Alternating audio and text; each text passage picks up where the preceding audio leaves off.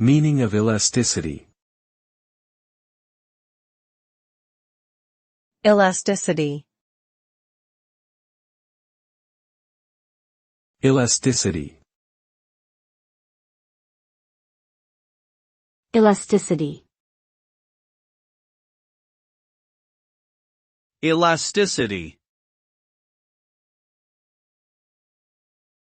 Elasticity refers to the degree of responsiveness of a variable, such as quantity demanded or supplied, to changes in another variable, such as price or income.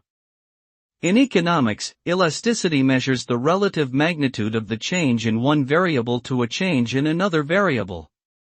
A high elasticity means that a small change in one variable results in a large change in another variable, while a low elasticity means that a large change in one variable results in a small change in another variable.